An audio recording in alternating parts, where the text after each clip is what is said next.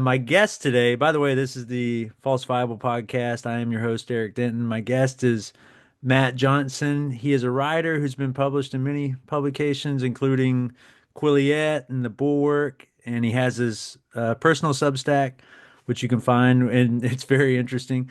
And he's also the author of the book called How Hitchens Can Save the Left, which, when did this come out, Matt? Oof, it came out on Valentine's Day in 2023. Oh, okay. Yeah, I Yeah, so it's read been it. out for a minute. Yeah, I read it like almost right when it came. Actually, I read it whenever I saw you on Shermer's podcast, and it caught my attention. So I was like, oh, I got to read that. Cool. But so here's what's happened though since I've read this book, and then I followed you on Twitter, and I told my wife this the other day. I was like, this kind of is going to be this might not be good because I literally agree with almost everything this person says. Oh God. What a crisis. Dude, It's going to be a boring yeah, podcast. I know. So like I'm like where do we disagree? I agree with you a lot on things, and also people like Sam Harris. I feel like he's remained steady through the Yeah, storm. yeah, he What's has. going on? There's this kind of group of heterodox alternative media podcasters and commentators, and so many of them have gone so insane. And Right. Sam Harris is a definitely a notable and honorable exception. So yeah, Right. Actually, on that note though, let's start right there. And this is gonna be a little bit freewheeling. But yeah, let's start with these grifters that have popped up recently. You wrote an article that you published not too long ago about the interview that happened. It kind of centered around the interview that happened between Trump and Joe Rogan. And this article that you wrote was fascinating. And could you comment on some of that? Because as far as you could tell, could you just see that Joe is known to be this like fair interviewer, and now he's thought of as like, I think Peterson, you note this in your article, that he's like noted as like the great journalist and all this kind of stuff, but he's not really a journalist. And he's no, no, sort of he's very far from it. become yeah, he's become sort of a mouthpiece for the MAGA movement in a lot of ways. A lot more subtle and it's more insidious, but could you go into that a bit on what you think about what's going on with Joe Rogan and people like that? Yeah, yeah, for sure. And first of all, thanks for the kind words. Glad you enjoyed the piece. Oh yeah. Joe Rogan has been peddling this shtick that he's just this normal guy who wants to have interesting conversations, and he's just like a lot of his fans call him this paragon of intellectual honesty, and Right. I mean, we're really like this has been his bit for a long time. And then at the end of the day, everybody will say, no matter what you think about Joe's politics, he might be a little conspiratorial here and there, but hey, he's just an MMA color commentator. He used to be the host of Fear Factor, and he kind of fell into this. And I just don't buy any of that. First of all, he's a political operator. He's been a right-wing conspiracy theorist for a very long time. I might outline a lot of that in the piece. This his endorsement of Trump was absolutely no surprise to me. He's been saying for years he would never have Trump on the podcast because he doesn't want to support this guy. And I predicted a few months ago that he would have him on the podcast before the election, and it would be a fawning interview. It would be no different than a campaign rally. And Right. I was vindicated, unsurprisingly. Right. You're right. So yeah, this whole bit that Joe's just this nice guy who likes to have fun conversations is complete horseshit. It always has been. Hmm. And his conversation with Trump was no exception. Like this was one of the most cringing, deferential interviews I've seen of Trump. I mean, it's at every stage he was rubber stamping Trump's claims about the stolen election, about the shifty things that were happening in 2020. He offered a little tiny bit of pushback here and there, like when he Right. said, "Are you going to present like all of this evidence that you've accumulated, of election fraud, kind of in a dossier for all Americans to see?" Like that was about the extent of it. He just kind of asked for a little bit more evidence.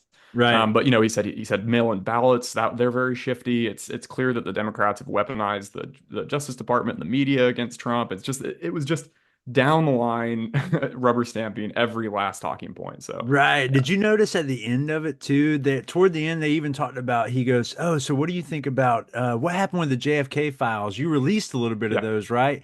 And then Trump goes, "Yeah, there was really nothing there. I mean, I probably released the rest. I mean, people want to know this stuff, right?" And he always, the thing about Trump is he tests his words as he puts them out there. He's like, right? And then according to how the person reacts, then he'll lean in or either back off. And he's like, this is how he operates.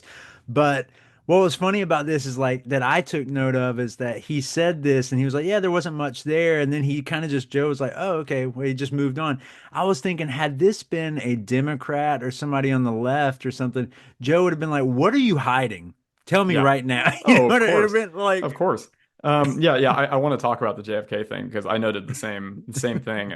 And I will say that Joe was talking about how Elon Musk came up to him hours before the election. This is on a recent podcast, like post-election. Right. Hours before all the votes had come in, and he told Joe, I'm just kind of going to sign off because I already know that Trump won. Somehow Elon knew that Trump Uh-huh. won. He just has access to this privileged information. So he knew before anybody, no calls had been made. The votes were, it was definitely still in play. And Hmm. he was just, of course, he was talking about this in the most reverential way because Elon is Superman. I mean, he's Iron Man. And of course, he has access to things, information before the information has been divulged to anyone else on Earth. But just imagine if Joe would have been watching a podcast with somebody else and some oligarch who was supporting Kamala Harris, and that person had come up to him and said, I actually already know what's going to happen here. Joe would be screaming and crying Right. about the Good. deep state. It would be all the evidence you need that these people, the fix is in. It's just the utter and complete lack of self-awareness at every stage never ceases to amaze me. So that's the first thing. And then the second Mm. thing on the JFK point, I thought it was very funny because I noticed the same phenomenon. Like Trump floats the trial balloon when he gets asked for. He's like, yeah, I saw the JFK files, and there's some stuff in there, some stuff. And then he saw that Joe was just like chomping at the bit, and so then he really Right. kind of started to present some tantalizing stuff. And he's like, well, I can't divulge it now, because it will compromise national security, and there's some people who could be implicated. And then he's just Yes, kind I of like, well, you know remember what? I think I am going to release it. I'm going to release it. And Joe's like, oh, whoa, you're going to release it? Because he's that. just such a dope. I mean, it's obviously Trump is feeding you red meat right now. He's feeding you what you want to hear. I Right. mean, this is what I think when I see Trump talking about how it's going to be a golden age of crypto, and now we see Bitcoin, pushing $80,000. Like, I hope these people realize that the process of building a regulatory regime around crypto is going to take a lot more than Donald Trump snapping his fingers. So Right. we'll just see what happens over the course of the next 4 years. We'll see if this is a golden age for the economy and the tariffs. This replace the income tax, and yeah, we'll see. Yeah, exactly. It's so frustrating, man. And as far as like, so you have Rogan, but then you have this whole plethora of, as you say, like people love to be heterodox nowadays. And I actually find myself to be heterodox on a lot of things. And I think you are as well, having read your book. And Hitchens, of course, I feel like in a lot of ways, he was very mercurial. It was hard to, pin him down. And that's what people found so interesting about him, or one of the many things. But I don't, there's some faux heterodoxy going on in this camp now. Like you have people like uh, Brett Weinstein and the Weinstein brothers in general. Then you have Russell Brand who's entered the fray. You have all these people. They're like, oh, we're just free thinkers. We're doing this, but they're clearly doing the bidding of. First of all, they're captured by their audience. They're captured by the 100%. conspiratorial, fringe, and they see that makes that because whenever you look at like whenever I'm doing a podcast, if I say a bunch of bad things about Trump, weirdly enough my numbers go down on those, but if I say good things about Trump or like I bash the left, they travel upwards. And I see Yeah. this trend, so people, and I can tell, I know what these folks are doing. They have a revenue stream that's happened, and then they see that signal in the noise, and then they lean into it. Have you seen that corrupting a lot of people within the past couple years? And just does it make you, how do you react to that? Oh yeah, absolutely. Was it Eric Weinstein who coined the term audience capture? He really popularized it at the very It least, might which have is been, just yeah. which is just so ironic. It's just kind of hilarious. Right. But yeah, I mean, Brett is like the poster child for this. I actually wrote a piece for the same outlet that published my Rogan piece about Mm. Brett Weinstein, just about his like just how far around the bend he's gone. Listening to Brett is kind of a surreal experience at this point because his conspiracy theories have gone so very far beyond like the idea that there's some nebulous deep state running things. I mean, he thinks that the WHO was pushing false COVID narratives to create turnkey totalitarianism around the world. And essentially, essentially. Right. I mean, he said that, the WHO is in league with certain fishy elements in the US government trying to overturn the First Amendment, he said Mm. that there was an invasion happening from our southern border. Chinese people were coming to Central America, and they're surreptitiously sneaking through the border, Right. Biden's open border, and they're getting ready to go, God knows what they're going to do. I mean, at one point he said that the vaccine mandates in the United States military only exist to expel free thinking and ethical soldiers, so they can basically be replaced with compliant immigrants. Because there's this argument that one Yes, path I to remember this. citizenship could be, service in the military. So you're going to bring in all these shifty immigrants, and you're going to push out all the good people with the vaccine mandates, and then there's no Right. telling what could happen. These people will open fire on American citizens at the drop of a hat. I mean, this is beyond insane. It's just, and when I listen to it, I'm like, wow, this guy's getting a lot of purchase. Here he is on Tucker Carlson with 20 million views. And Yeah, what can it's hard to push back, and you it's know? funny because he became popular only because he was yelled at by a bunch of green-haired, kids back in the like 2015. The same thing kind of happened with Jordan Peterson. Really, we would not know these people had they not been yelled at, but then they went on things like Rogan to talk about that. But then suddenly they're supposed to be, and you kind of touched on this in that piece too, they're supposed to be experts in everything, socioeconomics and like world politics and all this. He's an evolutionary biologist, and I find that if you hear somebody like Richard Dawkins say talk about anything outside of his field, he always puts a caveat right up front. He'll Oh yeah, of say, course.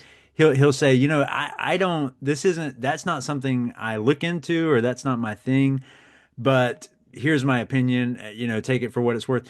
Brett acts like he's like an epidemiologist since birth now. He acts Oh like he just yeah, a knows like virologist, right, like and absolutely. and you hear like Dawkins, Political scientist. yeah, political scientist. I've heard Dawkins, like somebody asked him about the vaccine or the virus or whatever, and he's an evolutionary biologist, one of the most prominent. He, popularized neo-Darwinism, which is the current model of evolution that we are dealing with, and he was like the main guy for that. Put it this way: if you take an evolutionary biology class, you're going to have to confront Dawkins at some point, Yeah, yeah, sure. and but then again, he adds these caveats, but then you have this other dude that just he's suddenly an expert in everything. And then you have people that just believe it. They're like, oh, well, he has a PhD. But I'm like, wait a minute, don't you guys hate people with PhDs? Like, and it's like this faux, like this populist rancor that we're against people with PhDs, sort of. But that's our guy with a PhD. You know what I Yeah, mean? yeah. It's Not when like, they've been exiled from the academy, not when they have this whole narrative right. about how they were run out of the place, the pitchfork wielding, torch wielding mob ran them out, and their principled stand was rewarded with exile. Yeah, I mean that's the thing. Oh yeah, I didn't really get to the point that you made, but it's Brett Weinstein started out as this sort of like disillusioned left winger. He would always say, Mm, "I was a Bernie supporter, I was an Occupy supporter," as if this. What does that even mean? Like what does that mean for your politics? I was an right. Occupy supporter. So does that mean that you're like in favor of Medicare for all or something? Does it mean you're in favor of Elizabeth Warren's wealth tax? Like he would always trot this out as like this is just the finest left wing credential there is. Like Right. several decades in the International Socialists, Occupy supporter. Anyway, but yeah, and then he went on started going on Fox News, because he was anti-woke. And I listened to he had some perfectly reasonable things to say. I remember it vividly. I remember the whole Evergreen controversy. It was grotesque what people were telling people to do, Right. leave campus on the basis of the color of their skin. I hated that. And he was right to push back. But then he finds this little home, this little niche on the right, and then he just Right. gets progressively crazier. He gets more apologetic toward right-wing voices. And then he notices that, man, his numbers sure are spiking. And then Right. COVID hits, and he just Yeah. becomes, I mean, at the very beginning of COVID, Brett was like fairly conventional, he wasn't some, foaming at the mouth with anti-vax sentiment. But by the end of the thing, I mean, watching him and Pierre Corey on Joe Rogan's podcast was just Mm. like, I was like, I mean, this was the middle of the pandemic, we were thousands of deaths a week. And they were Hmm. talking about how they were getting teary-eyed. They were getting moist over the fact that ivermectin could be saving everybody. It could save the whole world. But there's this horrible, like, there's this deep state collusion with the pharmaceutical industry, and it's preventing anything from happening.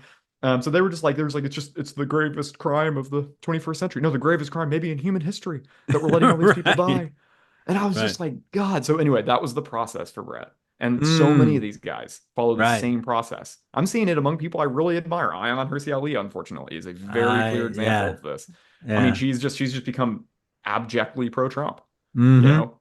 And Yeah. it's just that doesn't detract from the heroic things she's done in the past and her courage, but at the same time, man, this is really depressing to me. Mm. Yeah. I one thing I argued in the book, the Hitchens book, is that I generally don't think Hitchens would have gone down this road. I think he was just consistent enough. He would have kind of relished like attacking people on his own side when it comes to issues like, Islam, multiculturalism, that sort of thing. Right. But yeah, I think he would have held strong, and I present a lot of evidence for that claim in the book. But that does get me a lot of pushback because people say, "Oh, you have no right to speak for him." I'm not trying to speak for him. That's just what I think. Yeah, exactly. It's a conjecture, and I actually agree with you. I think that Hitchens would have noticed the griftery, like sludge of what all that is, and he would just be like, "I don't want to be a part of it." It seems to me that he would see that for what it is, and just be like, "No." He would sort of maybe he wouldn't even align with someone like Harris. He's not like that kind of guy in the sense that Sam Harris, by the way, but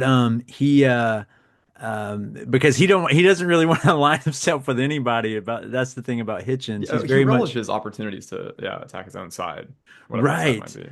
I'm gonna Yeah. actually, speaking of this, I want to sort of get your thoughts on the Gore Vidal and maybe late Gore Vidal, if you know anything about him at all, because I know Hitchens was a big fan of his. But I want to talk about something. I think this happened to him though too, because he went down the conspiratorial path.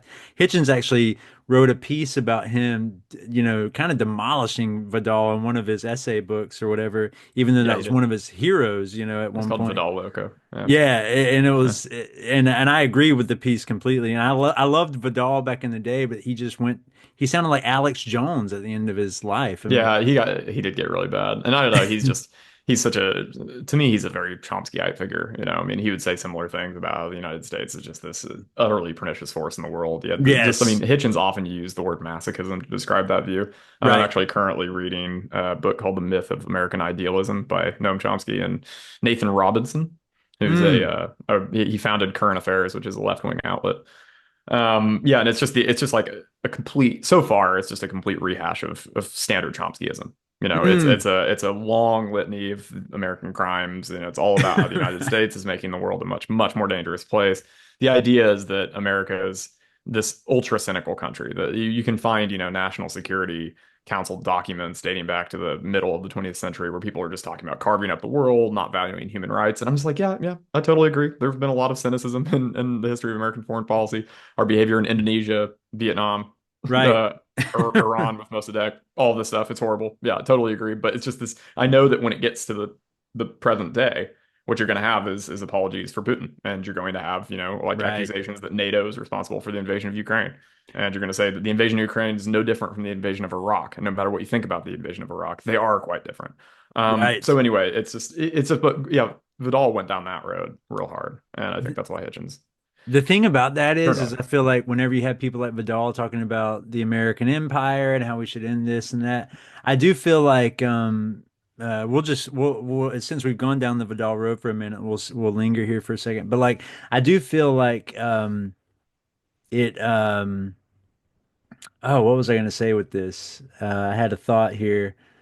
It, oh yeah, these people, I feel like they live sort of in a fantasy land where we don't want the US to be a part of anything. Like we don't like we have literal tyrants in the world that are expansionist states right now, like Vladimir Putin, sort of Hitler-esque in a way. I mean, you had in 1939 whenever Hitler invaded Poland, the whole reason he was doing this was for living space. If that was his whole is he was just trying to gain space for the German people. And I feel like the same thing is happening with Putin. And if somebody didn't push back against that, this man would just keep going.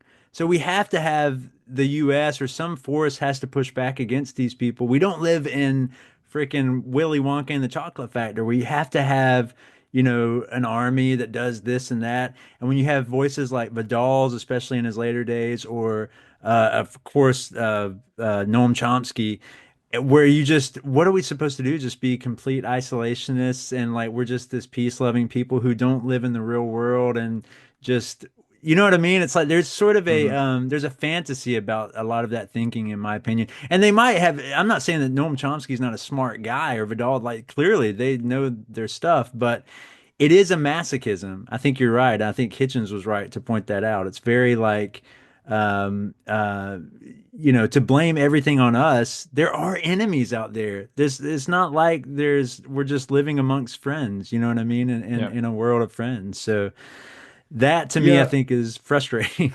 Yeah, it is. I mean, the problem is like, I mean, when it comes to Putin's behavior, I'm not one of those people who thinks either you stop him now or it's just like Poland is next. I mean, I think what will happen is what JD Vance and Trump want is some kind of buffer zone, and I think they might want it to be like patrolled by Western forces, and they just want Putin to keep what he's taken, Yeah. and then give him what he's always wanted, which is a promise of, permanent Ukrainian neutrality, not joining NATO, not becoming more integrated with the West, all these things. What I think will happen is, first of all, you're not going to get, I don't think you're going to get Western forces on that border. They say they want to get American forces out of Europe. So Europe is going to have to put forces on their little demilitarized border, to make sure. I don't think Europe's going to do that. They don't agree with Trump about Ukraine. That's Right. the first thing. And the second thing is, we can stop the war. We can freeze it. I mean, JD Vance actually used the word freeze the conflict. Okay, Mm, fine. So then give Putin all the time he needs to rebuild as much as he can. And then what will probably happen is he'll relaunch the war on Ukraine. And if the United States pulls out of NATO, which is possible under a Trump mm, administration, I think what you'd see is an invasion of one of the Baltic states, or at least just a military incursion in one of the Baltic states. And I right. think it would be Putin daring NATO to come to the aid of one of these countries. And if NATO didn't do that, then he could effectively declare victory and say, well, deterrence is dead. I mean, you're supposed to have Article 5, you're supposed to protect your allies. So that's just on the practical level. That's what I think would probably happen if the worst case scenario pans out with Trump Mm, vis-a-vis Ukraine. And then yeah, if you look at Taiwan, I mean, what does Noam Chomsky want the United States to do? Because I mean, I would assume if he had his druthers and he could make any decision he wanted with regard to our force posture around the world, he'd remove every U.S. soldier from South Korea, from Japan. mm, We wouldn't be defending the Taiwan. We would just move out of the region completely. So yeah, I think China would invade in short order. Right? And they would see that mm, they had no reason not to. So right. this would be an immediate consequence of the Chomskyan Hmm. worldview. But I mean, does he want to argue that that wouldn't happen? Does he want to argue that Xi Jinping, who's told his generals to be ready to invade Taiwan by 2027, would just chill? I mean, is that something? Is that a risk that you'd be willing to take? But Right. this is like whenever you play out this worldview, okay, let's disband NATO. Okay, well, let's see what happens to Eastern European countries that are, Mm, desperate to remain in NATO. I mean, and countries like Finland and Sweden that have joined the alliance when people never thought it would happen until the right. invasion of Ukraine. I mean, these sorts of things happen to they focus the minds of all of the players involved. So yeah, Mm. I want to know what the end state is. I want to know what they think would happen. Nathan Robinson and Noam Chomsky and Glenn Greenwald, all these guys. Okay, let's just destroy, take the United States military out of all these hotspots around the world. Let's see what happens. You know? Yeah, it's man, it's funny you just named a few people there and like yeah, exactly. When you play out the scenario that they're putting forth, you're like, do you think that everybody's just going to be a good boy and just stay put? I mean, is that how this works, And I find that obviously that's naive, but you have people like Glenn Greenwald, Noam Chomsky, but then you have like Chris Hedges, and I remember Mm. reading Chris Hedges books whenever I was young, and it actually captured me for probably whenever I was like 20 years old. I think I read like War is not a what is that? He wrote a book War is the about force that gives us meaning, I yeah, think. War is a force that gives, Yeah. and I was like, oh man, that's kind of powerful. I every time I see Chris Hedges now, something about him is icky. Like in the sense, Oh, not him as a person. I don't mean that like as in like, but I just mean sure. like his worldview is just so to me. Like there's something about him that is The way he's so described Hitchens and Sam Harris is just it's so unbelievably dishonest. I mean, he just thinks Hitchens is just a genocidal maniac. I mean, he thinks Hitchens just wanted to kill brown people. And I'm not right. sure how he squares this exactly with Hitchens' longstanding support of the Kurds. Not sure how he squares that with Hitchens' desire to defend the Muslims of Bosnia from an onslaught from Serbia. None of it actually makes any sense. I mean, Hitch. Chris Hedges hasn't actually read any Hitchens. I mean, this is a guy who's watched a couple of YouTube videos and got all worked up. I mean, it's just like this. The fact that he's got this credibility because he used to be a New York Times reporter. So everyone says like, when he's cited in the book I just referred to, Myth of American Idealism, is former New York Times reporter Chris Hedges. No, angry lunatic loser Right. alternative pundit Chris Hedges. He's a joke. And the guy's a Yeah. joke now. I mean, I'm sorry. Right. And I saw he actually was featured on an Alex Jones episode, I think, a while ago, and he kind of Wow, what a shock. yeah, it's weird how these far left people are kind of similar to the far right. And actually, this leads me into this, which is populism. I feel like populism is a fad that comes and goes with time, and there are people that like they think it's cool to be a populist. Like, yeah, because it's the people, man. And I'm just like, actually, populism, in my opinion, I mean, I don't know. Maybe there's a scenario where where it's good to kind of switch the direction that your country's heading or whatever the case may be. But for the most part, I feel like it's actually a bad thing because populism allows for demagogues to pop up, and then you have these people that can be anti-intellectual, anti-institutional. And then you have suddenly somebody that's sort of like tyrannical. And you see this in the United States right now. We have complete distrust in the media and all this kind of stuff. But then you use terms like the media. And I'm like, this is like this is annoying to me too, because I'm like, this is very asymmetrical. There's actually a big conservative media is huge. But whenever people Yeah, use the sure. term the media, they're talking about the regular like legacy media. And of course, they have like a lot to answer for, perhaps. But oftentimes, this other side, this like populist, like new, like humongous Goliath, like right-wing media, it's positive. All they're doing is they're not really reporting news as much as they're reacting to the news that's reported by these other people. And I'm Yeah. just like, and it's making a lot of money, but then you have a lot of low information voters and low information people that read headlines like on social media and stuff like this, and they just have this very skewed view of the world. And actually, you pointed this out in like a recent tweet where you said you mentioned or you retweeted something that Joe Rogan tweeted where it was like about you could probably elaborate on this. It was about something. Oh, Hamas, Newsweek Yes, article. Yeah, yeah, I'm and so then glad you like brought this up. yeah, Joe Rogan retweets this thing because the headline, but then you if you read that thing, it's like I mean, it's just additional. Yeah. it's classic Rogan. It's absolutely classic Rogan. Yeah, so he tweets out that Hamas like wants to make peace with Israel, now that Trump's going to take office. And Joe Rogan tweeted out, said, "Will you look at that? Very Yeah, interesting. yeah. Trump, Yeah. the great deal maker, the great peacemaker. The man's not even in office yet, and we've got Hamas capitulating. No, they've been calling for an end to the hostilities. They're calling for an end to Israel's onslaught in Gaza." Right. And they actually say in the statement, we look forward to a day where we have our rightful sovereignty established over Right. Yeah. the entirety of Israel, and the capital of our new state is Jerusalem. They say Jerusalem is going to be their capital. So Yeah. this is what Hamas is saying. No, it's not this breakthrough. It doesn't mean that Trump is intimidating Hamas into surrendering. It just shows you what a childlike mind this man has. I mean, Right. Trump, big strong man, come into office.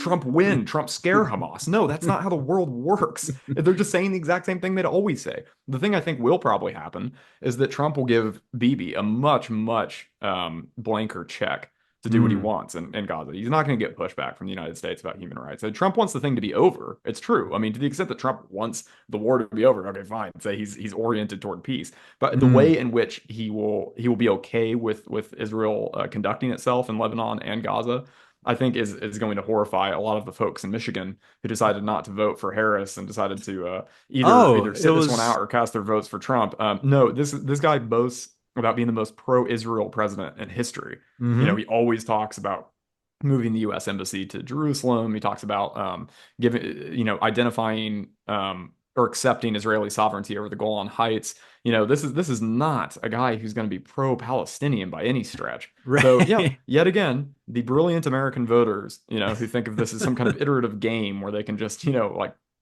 punish the elites, punish the Democrats with their protest votes. They're gonna get a nice rude awakening. It's not gonna be fun. It's not gonna be Well, nice. yeah, I read an article in the New York Times a couple of days ago, and it was about this very thing where a large swath of Muslims, even in Dearborn, Michigan, or Michigan, or wherever that protest vote was going to be, went for Trump.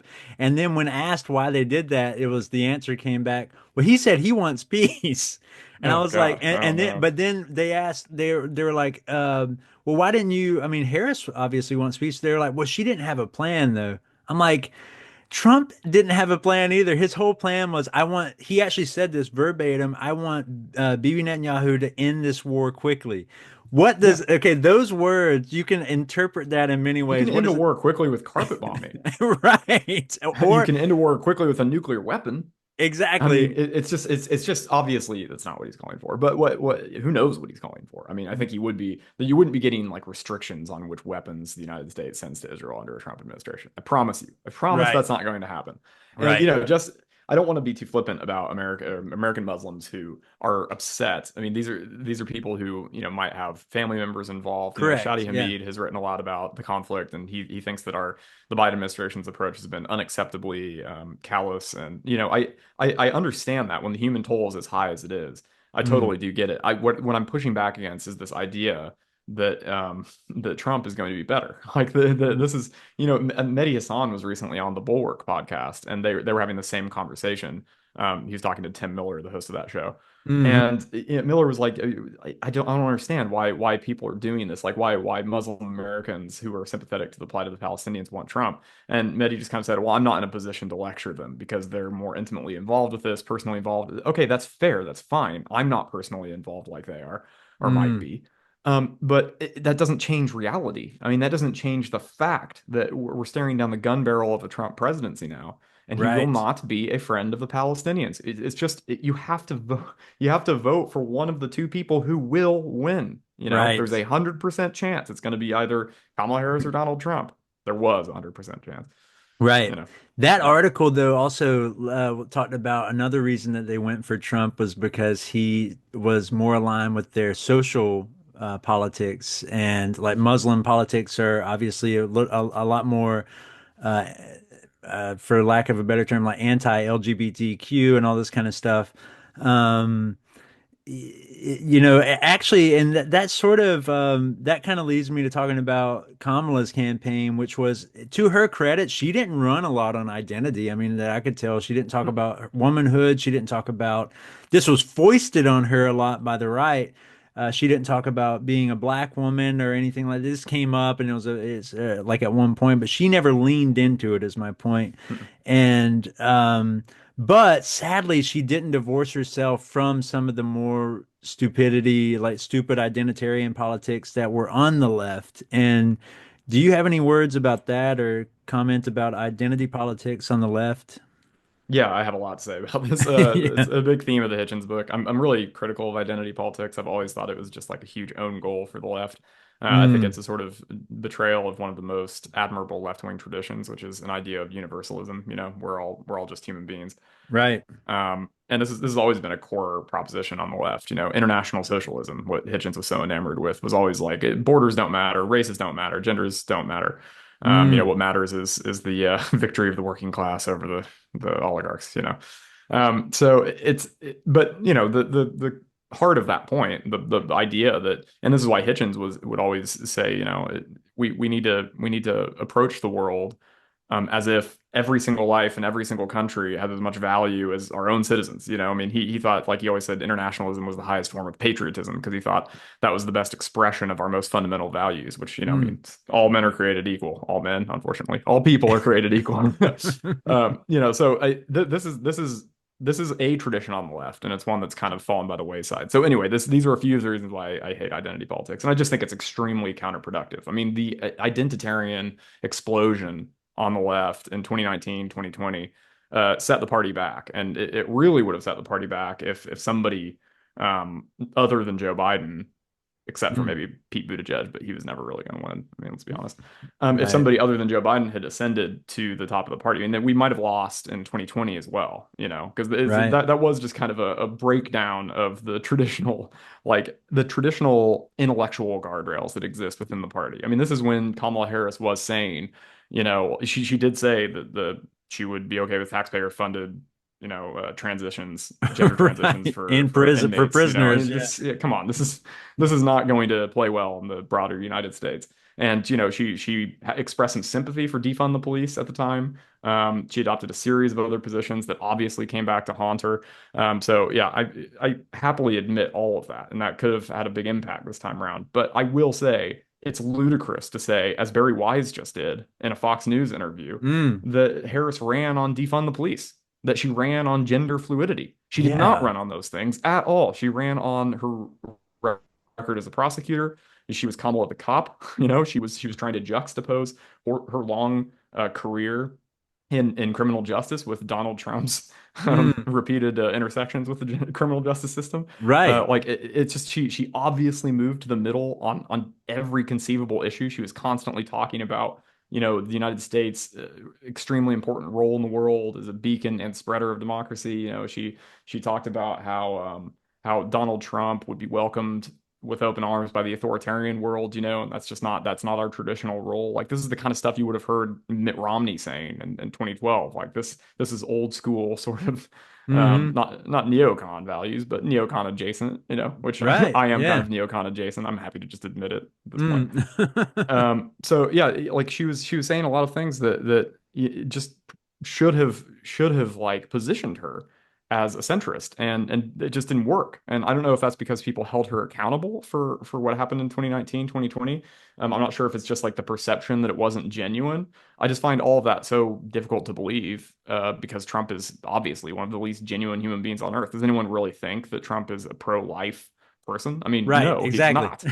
not. And there are countless other positions that Trump is just like, he's just inverted, for political expediency. Mm. So it's yet again, it's the left wing competitor to Trump, the left wing, opposition to Trump being held to a completely different standard. And it is just factually false to say that Kamala Harris ran as some identitarian scold. She just didn't do that. Right, exactly. And also the other thing is that like Trump is not a self-made man. This is a guy that it's been reported even in the New York Times. You might remember this like many years ago. There's a long piece about his inheritance that he got from his father, which was like over $400 million. He always claimed it was a million, as if $1 million isn't a lot of money to get. You Oh know yeah, what I of mean? course, yeah. Even that alone is, Just crazy. But just a like, modest $1 million. Yeah, yeah, exactly. And ridiculous. he's recorded or he is reported all this. Then NBC obviously puts him on for 12 years or whatever it is, and they make him look like he's a successful businessman, even though he's thought of as a laughing stock in New York, where people actually know him, and the world thinks, or the half of America thinks like, oh, this guy's really successful. But then what's weird about that is like, obviously that's all phony baloney. Like he's not this self-made guy, but if you look at Kamala's record, a lot of people dissed her. Actually, and I'm not like a shill for this or anything, but like I just started looking at it as like her mother came from India and was like became an oncologist, moved to America. Her father came from Jamaica. He got a PhD, moved to America. They had her in like California. And she became the first like black woman DA of San Francisco, first black woman AG of California, first or excuse me, not the first, but a senator of California, then the vice president. How many people can say they've done any of these things? I mean, it's actually Yeah, well, sure. I pretty mean, there is impressive. this kind of ridiculous. Yeah, I was just talking to somebody in a recent podcast, a friend of mine, who said that Kamala Harris just failed upward, and I was like, what on earth does that mean? How has she failed upward? I mean, she was like, the entire list that you just gave us is evidence that no, she really was a shrewd political Right. operator. She was obviously, she knew what she was doing. She's an extremely intelligent person. She passed the California bar. I mean, I don't know. Hmm. She's like, it's this idea. There was this weird meme going around that Kamala Harris is stupid. I mean, a lot of people would say this. There was this guy who's on the show with David Sachs. And what's that show called? Mm. Um, I actually don't what know. what is that show? They call each other like.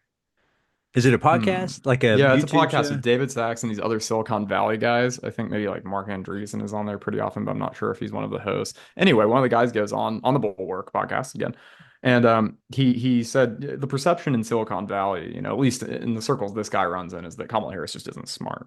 She's Mm. just not smart.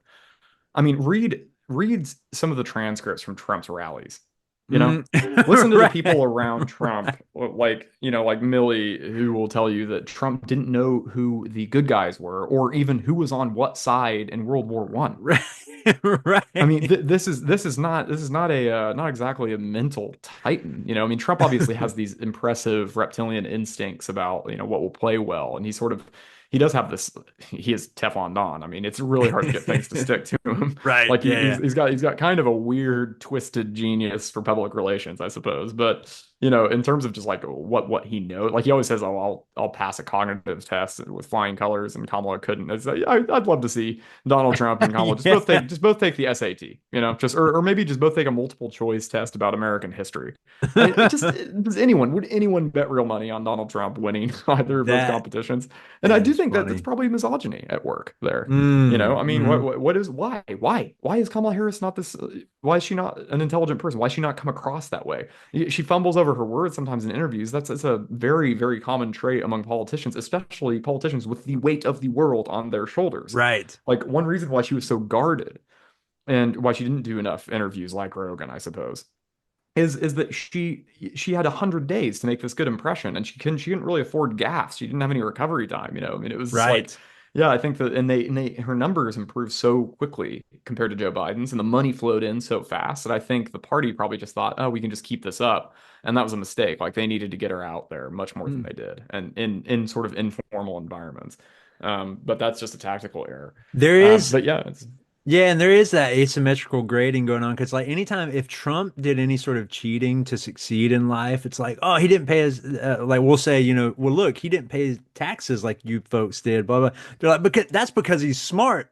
And, but if it was Kamala or somebody like that did that, they'd be like, she's a criminal. She's of clearly a course, yeah, criminal. You know what I mean? I'm yeah, like, yeah. wait a minute. Do you see the cognitive dissonance that's going on here? This is not intellectual honesty. I mean, it's just, that's embarrassing.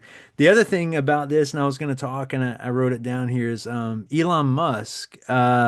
He, it's so funny to me, and this is something I observed. If you had, so he did that whole $1 million giveaway for people signing a petition about free speech or free or gun rights or whatever it was, Mhm. and this was happening obviously to boost the votes for Trump. If can you imagine if Bill Gates were to do something analogous to that? I mean, Oh yeah, I I mean feel it like just heads would it's like Joe Rogan's head would explode. I mean, his right. studio in Austin down there would just be it'd be a mess, because it's just. But the thing is, I don't know.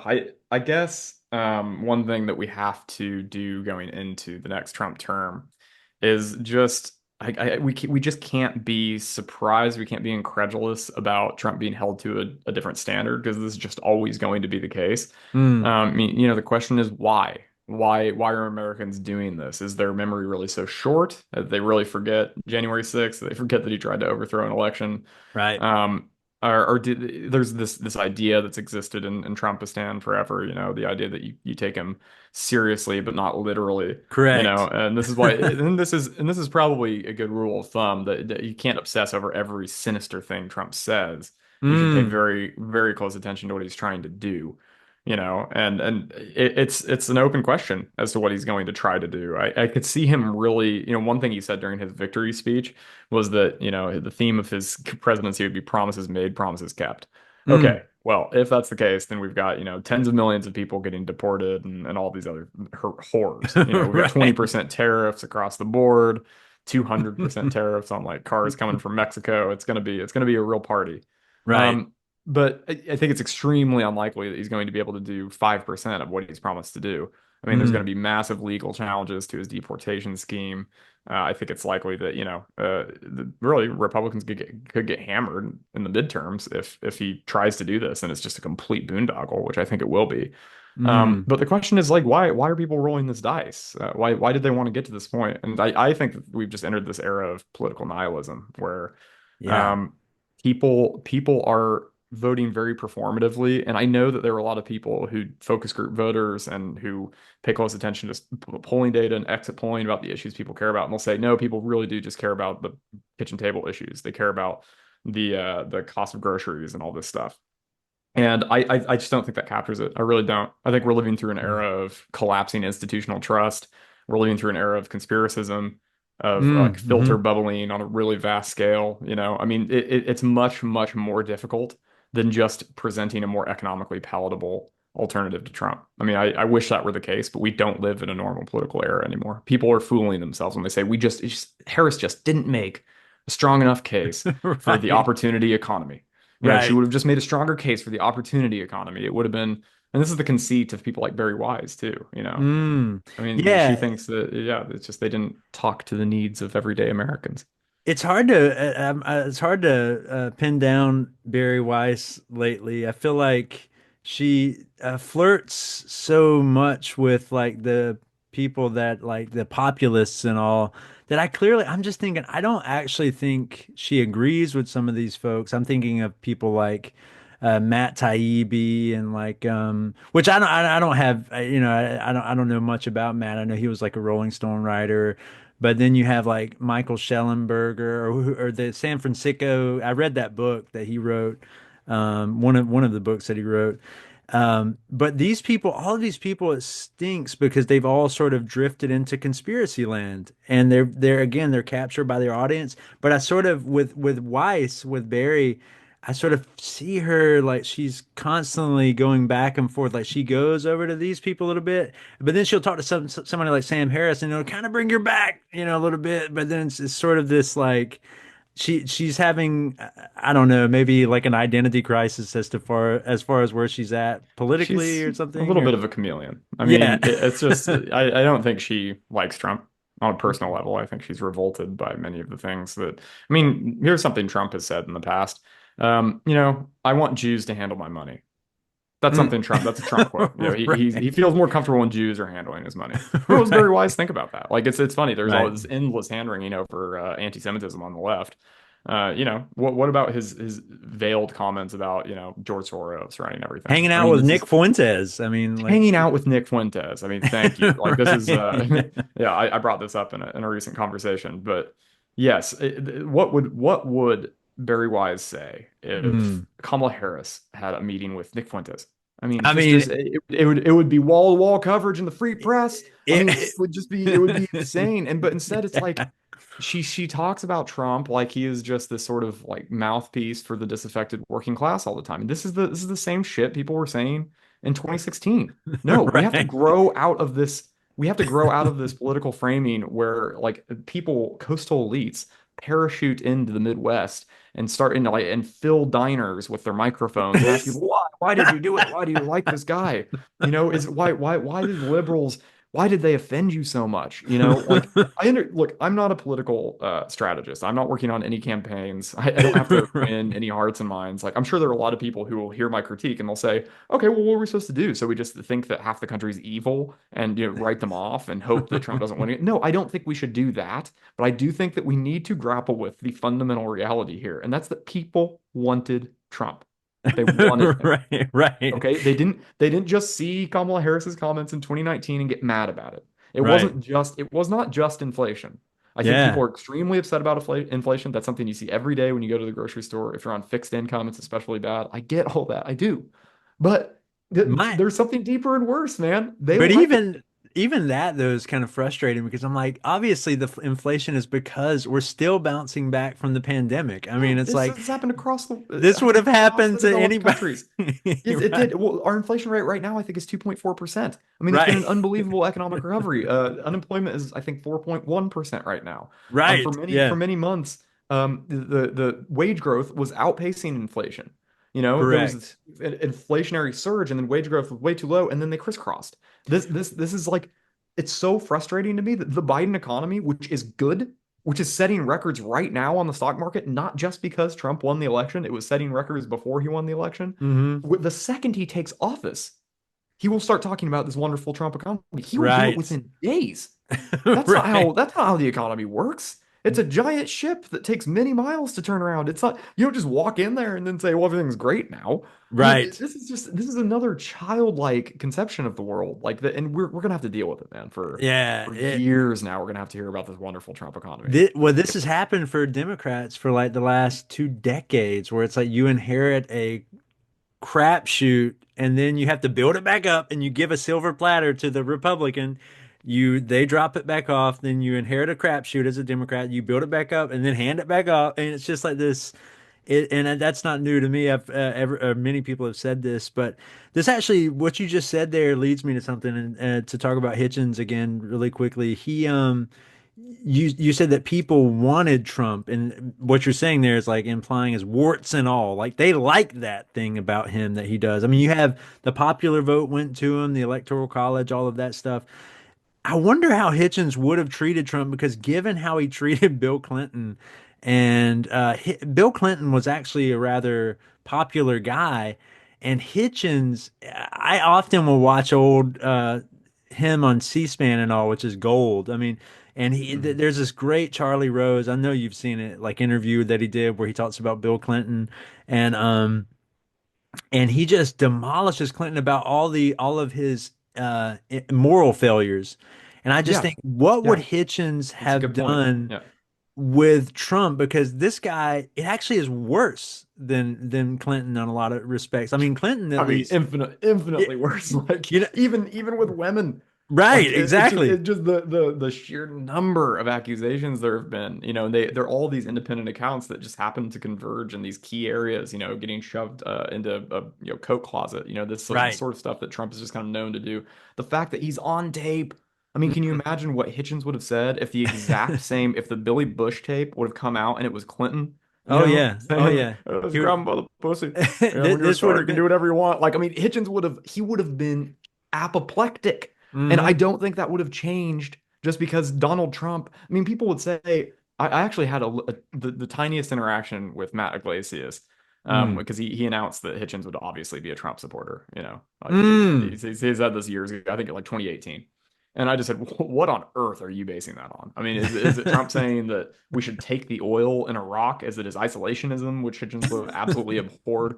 And Iglesias just goes, oh, it's just it's hostility toward Islam, same thing. As if that Mm. would be sufficient. Hitchens, Pat Buchanan has hostility toward Islam, and Hitchens hated Pat Buchanan. There's a lot Right. of people Yeah, on the right, right, authoritarian right. right Good who point. are Yeah. hostile toward Islam. But no, the point you make there is so solid in terms of like what, and again, I have no right to speak for him. I don't know. Hitchens was an unpredictable guy. He would go in some directions that would surprise his strongest supporters, his biggest fans. So Mm. maybe it would have surprised me. But yes, the sheer number of improprieties. I mean, stepping out on his wife after she had his child, to sleep with a porn star. I mean, Right. this guy Trump University. This guy is he's Yeah. just a walking like immorality tale. Like Truly. Hitchens would not have forgiven that shit. I guarantee Yeah. it. And that's what I mean, it's so out there. And like I just look at all of the whenever Hitchens would talk about how Clinton was with women, and this wasn't even like pronounced. I mean, obviously this was a lot behind the scenes and the accusations came later. But Hitchens like was so hard on all that because he just was so against unethical behavior and immorality.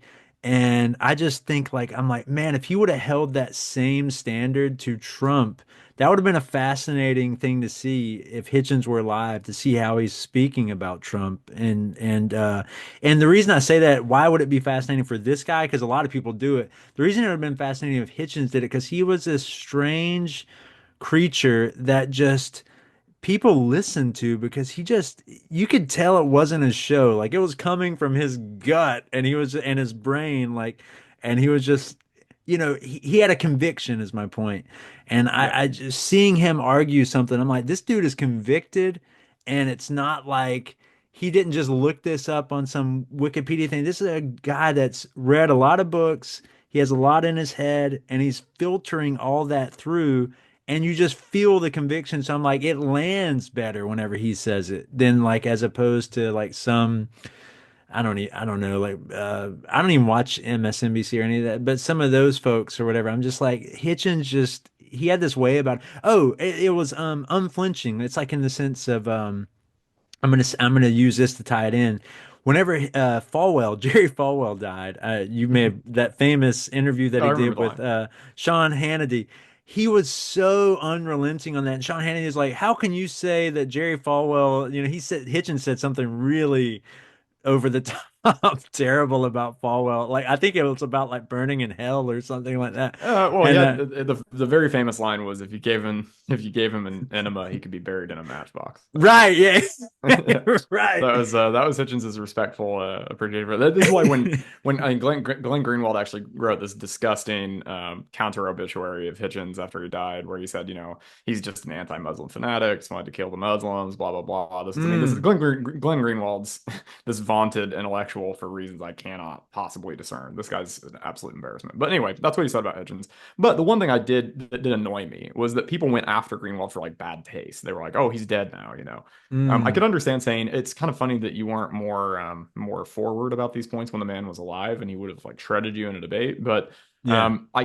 that's one point. But the other point, like, is that Hitchens wrote counter obituaries of people all the time.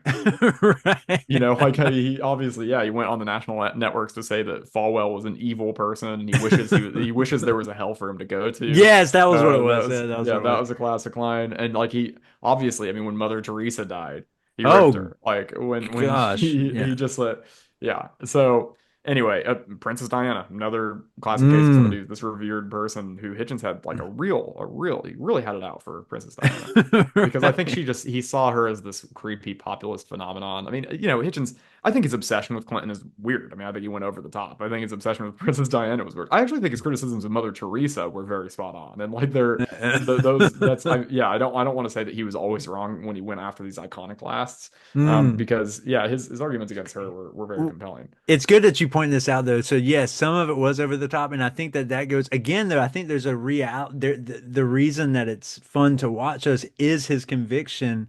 Like uh, and he would even admit it. I think he would even say in interviews, like, "Yes, I mean, people call me crazy, but like, I just have this. I mean, this is what I think. I mean, I'm sorry, but like, but the thing I liked about him is how he didn't censor himself, though, in the sense that No, he wasn't. He like that's the worst thing you can do is censor what you are thinking to the world, because then if everybody's doing that, you actually write about this in the this book. By the way, if anybody hasn't, I have it right here. I bought this. I read hey, it. I listened to it. You couldn't see it because of the thing, but like I listened to this book probably a year ago, the audio version, and then I got this recently because we were going to talk. But actually, man, let me segue just into talking about this book, just the writing of it real quick. Uh, Man, I gotta admit, this is a really well written book. I read a lot of books. I mean, I'm constantly reading books, but this book is like, it's one of those books I feel like that people would just see it. It's like, oh, it's just like a Hitchens, How to Save the Left. This has actually got a lot of interesting stuff in it. It's just a freaking breezy read. I mean, it's just no, I really, appreciate that, man. yeah. That's really it's kind of you to say because I breezy is a nice word because you know I think one of the some review somewhere I can't remember where it was, but they said it was like it was a bit of a slog because Oh no. like the Iraq chapter is kind of long. Mm, Yeah, I think it was actually somebody wrote a really kind. Michael Totten is a really brilliant foreign correspondent. He was a friend of Hitchens, and he wrote a nice review for Quillette of the mm. book. And I think he said that it was kind of hard for him to stomach relitigating some of the arguments over Iraq and Afghanistan.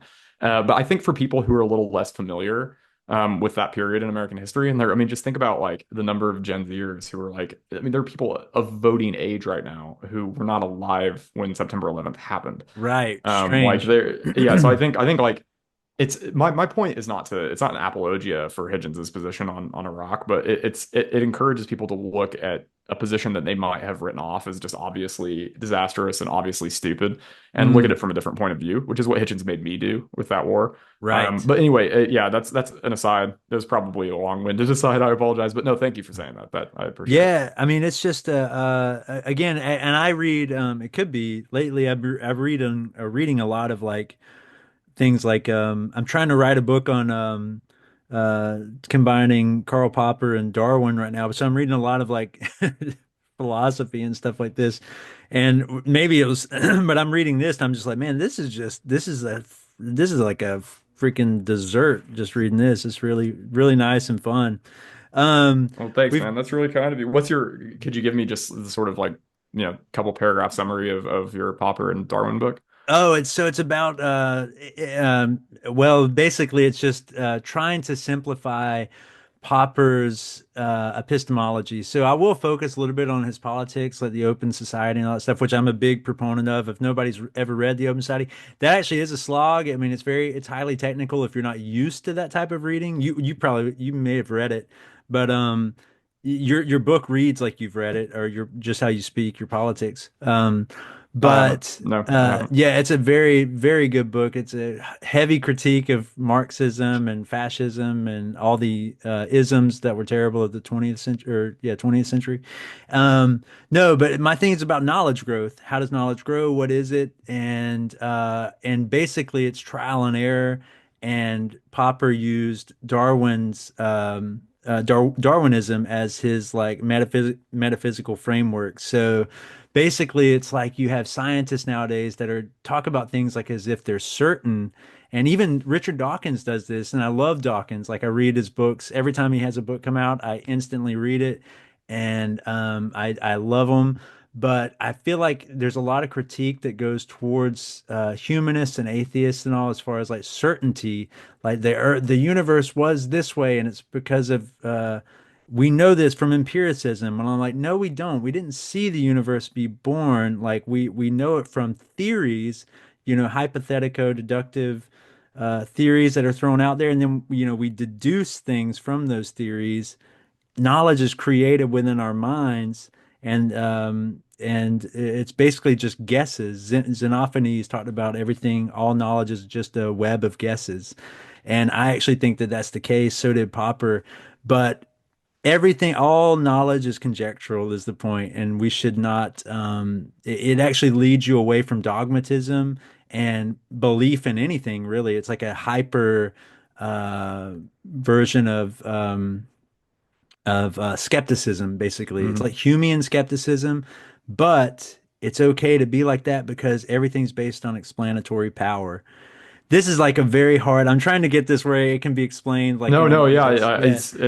yeah. It's always actually it's really hard to try to summarize a book, which Right. I've had to do in so many. There's so many times where people say, "Oh, you wrote a book. What's it about?" I'm like, "Oh Right. God, okay, let's see if I can dive in." Right No, it's now, go ahead. I'm sorry. Yeah. well, no, I was just gonna say, I mean, it's like the process of trial and error, that Popper is emphasizes so heavily. It's just like there are future errors. Like there will be Right. errors. Like you have Right. to like epistemic humility is important because like it is it's an absolute certainty that you're going to Mm. confront error after error after error. Like that progress can't even happen. Knowledge acquisition can't even happen without filling gaps in knowledge and in many cases backfilling errors in that Correct. knowledge. So yeah, yeah, absolutely. It's like what Popper says that, even if you say the truth, you won't know you're saying the truth. So you'll never know, even if you have the truth in hand, you won't know that you have the truth in hand. All we have are good explanations. And I base a lot of this off of David Deutsch's books. Have you ever read his books? The No, I theoretical haven't read physics. Deutsch. Yeah. Oh man, two, but he's only written two, and both of them they look like they're these ordinary, popular science books. They are not. Those both The Fabric of Reality, which came out in like 1997, and then he wrote The Beginning of Infinity, which came out in like 2011. These books are incredible, and they're just like, they might shift your whole world if you read them. Just put it that way. Yeah, sure. You Well, know, so I could use that at the moment because my whole world is it's kind of dark and it's kind of provincial. It's very focused on opinion polls and plans to gut the right. Department of Justice and Mm. it's just like it's a bit of cosmic perspective would actually be Oh valuable yeah. for me at the moment. Oh, So, before we end here though, what so you're in Sweden right now? Switzerland. Switzerland, I'm sorry. What why are you there? What brings you there? Oh, well, my wife lives here, so Oh, okay. yeah, we got married in July of last year. I Mm. moved here permanently in May 2023, and then we got Okay. married shortly thereafter. And we've been We're, dating for a while, and I just flying back and forth. oh, It's okay. Well, man, that's cool. much fun. Is she from there or? Yeah, yeah. She grew up here. She grew up in Graubünden, which is the largest Swiss canton, and she's kind of a mountain girl. Oh, So okay. she grew up in this little town in Graubünden, and yeah, she lives in Zurich, and she lived in Zurich when we first met. Man, So that's that's where I cool. am. Man, Yep. that's awesome. Gosh, I want to, there's so much we could continue talking about here, but I don't want to keep you too much longer. There was something, is there anything, did you have anything else that you might want to say, Matt? Oh no, I mean, yeah, I go as long as you want. But it's just that I think there's some interesting parallels to what's happening now with the Hitchens book. And I remember when I first started the book, it was actually before the invasion of Ukraine. A Mm, few things, yeah, and when I was first thinking about writing the book, it was before this kind of identitarian explosion on the left, and there were all these things that happened that as I was writing. I was like, oh goodness, like this is this is really really relevant to the project to right. Hitchens. And I think that's still true, like it's we were discussing free speech in a way that we hadn't discussed it 5 years prior in like 2020. You remember the Harper's letter? You remember that whole Oh yeah. Oh thing yeah. where, yeah, all these public intellectuals sign this thing and say it feels like the boundaries of free speech are getting constricted. And it's funny because Hitchens always emphasized the fact that like free speech in the United States or in other free countries is under threat more so by political pressure, social pressure, cultural pressure than it is from the state, because we live under the great roof of the First Amendment. And I remember thinking how this is so much more relevant, to what we're dealing Mm, with now than if right. he was writing about, just like and he would refer to Orwell's introductory essay to Animal Farm, which made this exact same point. Like in a country like Britain, the threats to free speech are much more sinister and pernicious, Mm, because they are it's not overt censorship. You're not worried about censorship from the state so much as censorship from certain publications, the Overton window being constrained. So yeah, there's that, and then there's Hitchens's interventionism. Like I think the United States supporting Ukraine and seeing this really hard isolationist shift on the right. mm, Like that makes his work all the more relevant, all the more timely. I mean, Hitchens was writing about the threat posed by a revanchist Russia very early, mm, when people right. certainly did not foresee what ended up happening. Yeah, I mean, like the poisoning of Yukashenko and Ukraine and the sort of thing that was happening when Hitchens was still alive. He was just like, this is very sinister, and like he could hear the sort of echoes of the 20th century, I think, and what Putin would say, like his sense of historical grievance, his imperialism. So yeah, Hitchens remains very relevant, and I haven't actually talked about the Hitchens book or Hitchens' legacy in a while, so I just want to throw that plug in there for him. Oh man, well that's awesome. I actually before I let you go, this might lead us for just a few more minutes here, but um Hitchens and Israel, I know Hitchens was highly critical of, or it seems like I've read that. I could be wrong. You could correct me. He was pretty critical of Israel though whenever he Yeah, was yeah, writing. yeah, very. And what was his stance on the Israeli-Palestinian conflict? Like in summary, do you know that at all? Or Yeah, yeah. I mean, Hitchens was well.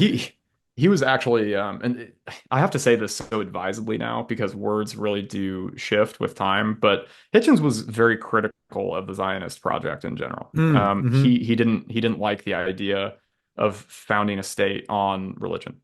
Um, Right. he thought obviously you look at the history of Jewish life and everywhere from Europe obviously to the Middle East, and you can understand why they want a state of their own and why they want it to have secure borders, and like that all makes perfect sense. But Hitchens thought that Jews should continue to live as a diaspora people. Like that was basically Mm, his core. So yeah, and that maybe that will turn out not to age so well because we are seeing a real resurgence of anti-Semitism. Hitchens was always very attuned to anti-Semitism. He gave a really powerful lecture. It was the Daniel Pearl mm, Memorial Lecture, mm, about just the insidious anti-Semitism on the left, which he found, well, that was a component of the speech, that he saw cropping up and getting worse. And it should always be reiterated that Hitchens was as critical as you can possibly be of Islamic fundamentalism, of Hamas's genocidal charter, and of Hamas in general. He said the greatest tragedy that's ever befallen the Palestinian people was the election of Hamas in mm. 2006. I mean, he recognized this, and look at what's happened. there now. I Hmm. mean, it's like that was obviously prescient. I mean, no theocratic control of a confined space, with a heavily armed militia shooting rockets at civilians is ever going to end well. And Right. so, yeah, Hitchens was critical of Israel. This is one of those areas where I'm just so uncomfortable even trying to speculate on what he would say because the Right. ferocity of the Israeli response has been really intense. I think Hitchens would see a lot of complacent talk about the root causes of the conflict that he Mm. he would push back against. I mean, you can look up Hitchens and Andrew Sullivan arguing about Mm. Israel on C-SPAN. Like Oh, okay. there were fundamental differences between Hitchens and a lot of people who you sort of label pro-Israel today, for lack of a better term.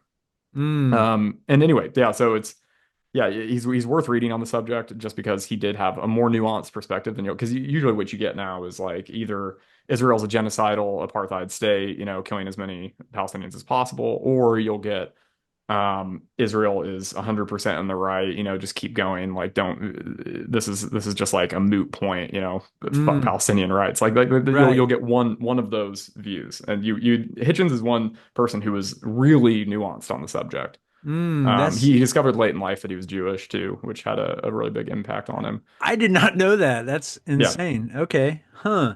yeah, Uh man, so yeah, the reason I ask is because I myself I am in support of Israel being a state now, and it's weird because this is all kind of new to me. I've recently started reading tons of books. My wife is like, what has happened? Like, I listen to Jewish podcasts now, read a bunch of books just because I was trying to figure out the antipathy that the left has against Israel and all of this kind of stuff. I'm talking about the far left, not like regular centrist liberals or anything, but um and I always kind of whenever I was in my youth, I remember listening to like punk rock bands that were like one in particular was like fuck Zionism and all this kind of stuff. And I remember like, oh yeah, like, and I was like, but now I'm like, what? Like, that's funny. Yeah, it's insane. But like, um, and I just, yeah, these conversations are very hard. I wrote something recently that it was talking about because everything I see, like in comment sections, is often Israel is committing a genocide, and I wrote something talking about how I think that this allegation is perverse because I it is mean perverse. Yeah, the yeah. whole idea is like.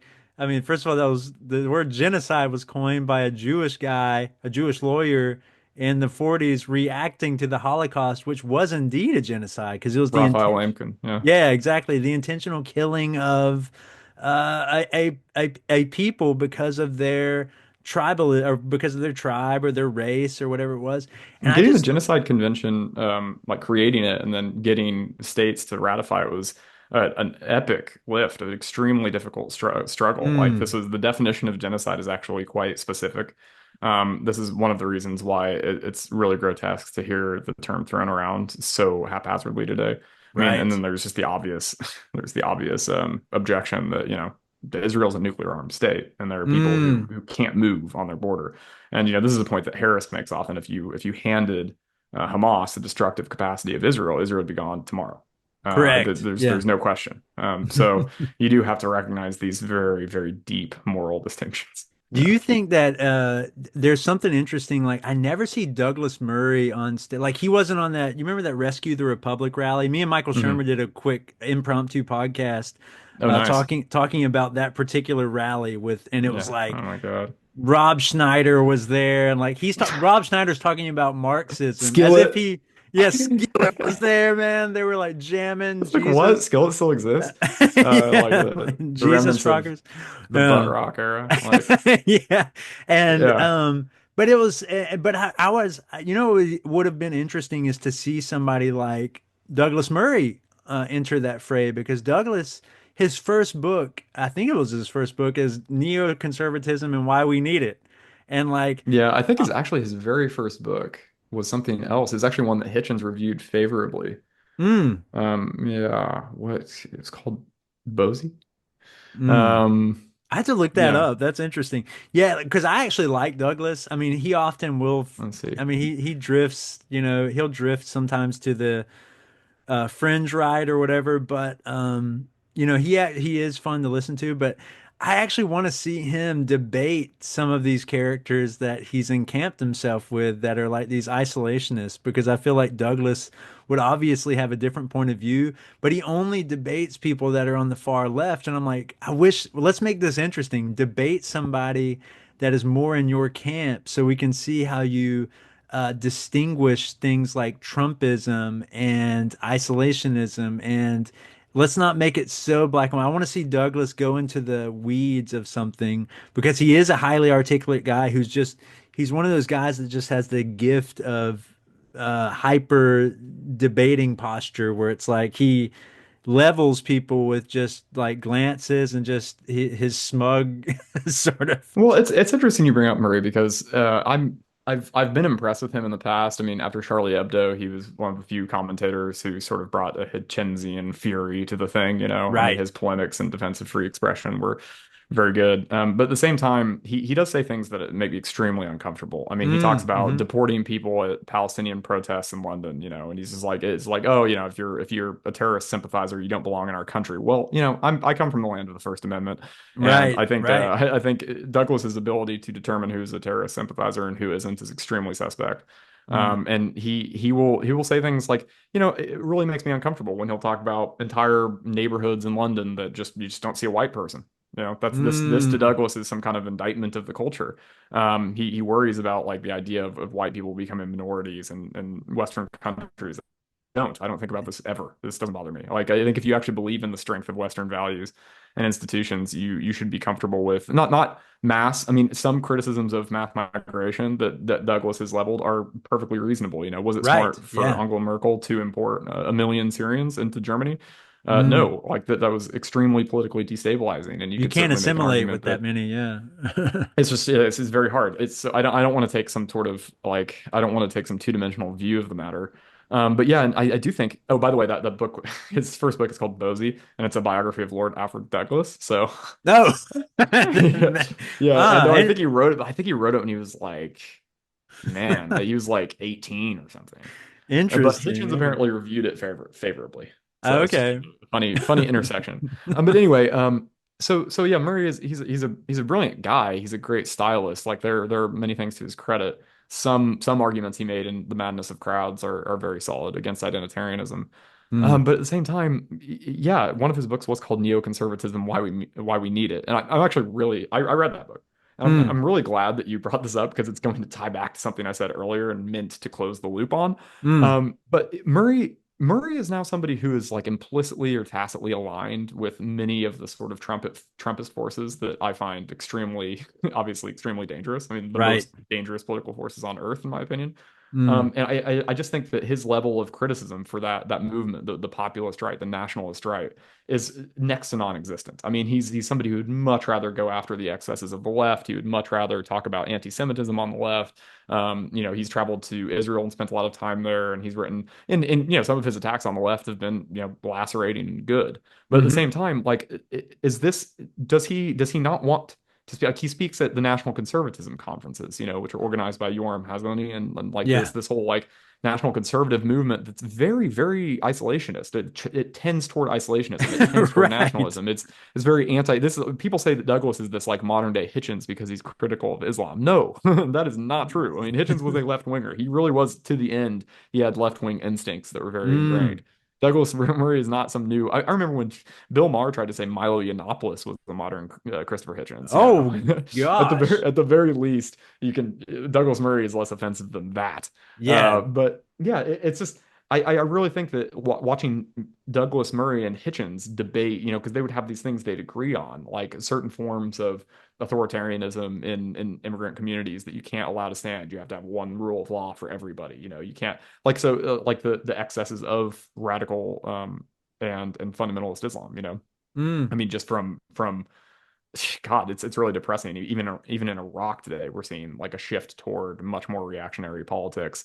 We're seeing it's just this constantly evolving force in the world that has done more to arrest human progress in that part of the world than just about any other single variable. I mean, it is very depressing, and Hitchens was always very honest about that. That wouldn't have changed, so he would have agreed with Murray on that. But Right. Hitchens wouldn't have had any love lost for the national conservatism movement. Like he wouldn't be on board with these guys who when Right. like the United States is trying to help Ukraine fight an existential battle against Russian imperialism, and all these guys can say is either we shouldn't be involved at all, we should stay out of it, or we should leave it to the Europeans, and the United States shouldn't be. I mean, come on, this is ridiculous. So I Hmm. think I think Douglas needs to confront some of the positions he once held, which were much more interventionist, Right. much more sort of neocon adjacent, and he needs to decide where his allies or alliances lie. And I just don't Yeah. think he's been doing that. Oh, I feel like maybe it's another symptom of audience capture. I mean, that audience capture just it eats people. I mean, people just Yeah. you can literally see them change in real time, but in a fast time, not in evolutionary time, like in very quick succession, you will see somebody be, there's again, I mean, there's only a handful that have stayed strong throughout this entire time, and I commend that. And speaking of Hitchens, yeah, he was definitely you were talking about Murray, wanting to land what did you say earlier about you said I come from the land of the free, but Murray had said something Oh yeah, about just the First Amendment, and I just yeah. think, yeah, that yeah, Murray is much more comfortable saying, oh, if you say something that seems like sympathetic toward terrorists, you need to be thrown onto some kind of deportation Right. list, and like that's to me that's not pluralism, that's not liberalism, like that's authoritarianism, and it's Correct. it's the exploitation of a very real problem, which is extremism in certain communities in the West, and turning that into a cudgel that you can harm, Mm. marginalized communities with. And I just don't think, like somebody like Kenan Malik has been much more consistent on that front. This is a guy, he wrote a Mm. book called From Fatwa to Jihad, which Hitchens appreciated and thought was very solid. Mm. And he basically talks about like the radicalization process among many Muslims in Britain, for example. But like at the same time, this guy recognizes that racism is a real problem, that Islamophobia is a real problem, that the exploitation of anti-Muslim sentiment is something that demagogues and populists will continue to use. Mm. And like Hmm. you get this really consistent liberal position from a guy like Kenan Malik, but you don't get that from Douglas Murray. Yeah, And you like have that's to. what I find problematic. Like Yeah, I mean, you there's you like got to you got to be a liberal all the time. You can't be a liberal half the time. right. I mean, you have to distinguish things, and some things like are very nuanced. And the thing about Hitchens, though, I remember he did this speech talking about free speech where he was like, I want to protect, people that are Holocaust deniers and like people that are anti-Semites, and Yeah, yeah. I you're mean, you're thinking like, oh, that's terrible, but then he's like, that's the people, that's what he the First Amendment is for, and those exactly. Yeah, he people. was. Yeah, yeah. I mean, sorry, I didn't mean to cut you off. If No, you're go ahead. finishing Yeah. running out of a point there, no, that's just the same position that the ACLU took when neo-Nazis were going to march through the streets of Skokie, Illinois. I mean, that was the Mm. same position. Hitchens. So sometimes he's been referred to as a free speech absolutist. I don't like the concept of free speech absolutism because I think it's actually very fuzzy. Mm. If I ran Twitter, I wouldn't let Alex Jones on the platform. Like that's an Right. example. Yeah, Like yeah, yeah. I don't know. I don't think just more speech is always better. I think in many cases you have to make judgment decisions. You have to make editorial decisions. I would never have invited David Irving to write a book for me in the first place. Like Right, so right. it's like that when a Yeah. publishing house decides later on, okay, we're getting too much backlash. We're not going to publish this guy. We knew Okay, I guess about you it can call before. that cowardice, but I mean, we knew this guy was a Holocaust revisionist in the first place. So like, why would you have him? So Right. but the title that I appreciate more for Hitchens is First Amendment absolutist, and that's what he Mm. definitely was. And I Oh just don't yeah. think, yeah, I mean, I think Hitchens would be extremely suspicious of anybody calling for like deportation or some sort of like legal action against people for expressing views that were even utterly abysmal and horrific, like sympathy Yes. for Hamas. I mean, look in the United States, you had chapters of Black Lives Matter posting pictures of paragliders like right after October 7th. The Israeli response hadn't even happened at that Right. point.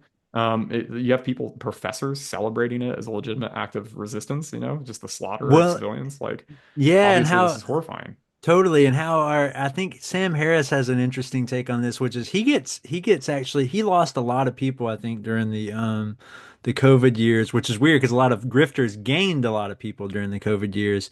Uh, but what's funny is like people took him as like he wants to like constrict or restrict free speech. Harris was making this point. He is a free speech guy, but he does criticize the absolutism portion of that because I think he distinguishes between signal boosting and stuff like that. You have things like Twitter. Obviously, Alex Jones is going to blow up big time because algorithms tend to boost salacious or salacious, fantastical things, and that often goes way before and goes way faster and goes way Absolutely. Yeah. farther than the truth does, and then the Yeah. truth Yeah. has to come in its wake and try to fix those, and it's just like, oh, it's Yeah. really Yeah. hard to fix. You know what I mean? Uh, a lie has And made it around the world, and the truth hasn't gotten slippers on yet. Yeah, I mean, it right, like yeah. there's Alex Jones just tweeted something like, or he X'd it, posted it. I don't Yeah. know. Hey, Like he why said, did he they said do like, that? here's me applying for to be Donald Trump's press secretary, and his is him standing in front of some like armored car or something. It's just like, and it had like 250,000 likes, and it's just some massive amount of attention. And yeah, this, I mean, MIT did research on this, I think in like 2018, and they found that typically lies travel something like 8 times faster than the truth. Oh my gosh. I Because can, they are designed to do that. right. They have these mimetic qualities. Like Hmm. they traffic and outrage. They always say something that's counterintuitive. Like, did you know that Right. drinking, a liter of whiskey a day actually extends your life? Like, that's going to get more clicks than, Yeah, hey, yeah, alcohol is bad for you. Like, everyone knows alcohol is bad for you. yeah. Like, That's it's just, funny. yeah, I mean, maybe in Hitchen, Hitchens' case, that's very relevant, yeah. but Well, yeah, actually, Hitchens said something to, I think it was him that said something one time on this note, what you just said there, which is, it's like if you say something negative, like or critical, people instantaneously think you're smarter than the other guy. So like yeah, anytime yeah, yeah. it's just like Steven mentally. Pinker's made this point too. It might have been him. I think it was him that made it. Maybe not Hitchens, Yeah, it's like but if you want to be, if you want to be the smartest guy in the room, yeah, say, oh, everything's going to shit, be yes, yeah, yeah, apocalyptic. yeah, Like yeah. nobody thinks that an optimist is an intelligent person because you sound like the complacent person in the room, and don't Right, you yeah. know that, yeah, if you say, oh, the United States has made progress on race relations, then people are like, oh, look at the incarceration rates for Black Americans. But it's like, yeah, but slavery, that was a thing. Like like Steven, yeah, Jim Crow, that was living memory. Like obviously, this is progress of a kind from right, that to a black president. So yeah, and Pinker's 100% right about that. Although I will say these days I'm just a little bit more pessimistic than I used to be. right, yeah. Just He actually class selection. speaking of Pinker, he's to me one that stayed strong throughout the course. I feel like he is very selective of what he puts out on Twitter. He's also uh canceled his you can't comment, or maybe you have to be a Yeah, yeah, yeah. paying member or something. But it might be why I think Pinker was probably just tired of the blowback he was getting from everything and just like, I don't even, I have Yeah, 900,000 followers or whatever, but yeah, I think Pinker's just he's got better things to do than argue with people on Twitter. Like right. unfortunately I don't. So that's I do argue with people on Twitter. Yeah, I interviewed Pinker for Quillette a while back. Oh, okay. He was in Zurich for an event, and he was a really gracious, genial interviewee. And he had to make it to the airport, and he still like gave me a whole hour. And you can Wow. find the transcript on the Quillette website. But yeah, Oh, yeah. I was able to ask him about the end of history, which I've always wanted to ask him about. I had these questions that I sort of asked him, like, what do you think are the limits of human solidarity, which is a really interesting Mm, question that I've been obsessed with for many years because I'm a big fan of Peter Singer and the book right. The Expanding Circle. Correct. So Yeah. I've always thought that in principle we could have sort of a universal civilizational community. Like I've always thought that that's like not in principle impossible, and I always Mm, feel like the people who say it is impossible are sort of like weirdly pessimistic because I mean if you go from tribe level and band level societies to city states to nations, like there's no evolution didn't necessarily equip us to feel solidarity with 330 million Americans. right. So it's interesting that we can do that and then like to take that. But anyway, yeah, so it's just Pinker's answers on those questions were extremely illuminating. So yeah, head on over to Quillette. Look, I can get a plug in here. Yeah, Yeah. that's awesome. Yeah. Man, let's end right here on this high note. Matt, this has been awesome, man. And it was good to talk to you again. The book that Matt wrote is How Hitchens Can Save the Left, and you can find his stuff online. Matt Johnson. Uh I would highly recommend that everybody go check out his uh recent article about the Joe Rogan podcast with Trump. That was extremely funny. And again, One thing I've noticed, last plug about you, Matt, is that your research is great, and I almost feel bad for you that you're having to watch so much stuff, and I can only imagine you're double timing a lot of that stuff or triple timing it to get Oh, through it. an absolute minimum of 1.5x, like an Yeah, absolute because minimum. Yeah, it's got to I'm not. be a slog to I'm not do. about to listen to Brett Weinstein and Tucker Carlson at normal speed. I'm sorry. Right. Well, yeah, Yeah. so that's it. Matt, That man, piece let's about Rogan. Oh yeah, yeah. just one quick plug. The piece Yeah, about go. Rogan's in an outlet called the Unpopulist, which is a Which I really already love great. the title because I'm Yeah, heavily yeah. Well, I mean, they're really pushing back against the sort of new populist authoritarianism in the West, and mm. a lot of great writers there. So yeah, I just thought I'd throw that out there. Man, that's awesome. Okay, well, Matt, I will talk to you soon, man. I'll keep in touch with you online, and Yeah. this has been awesome. I'll put this up a little bit later, and cool deal. I'll see you later. All right, man.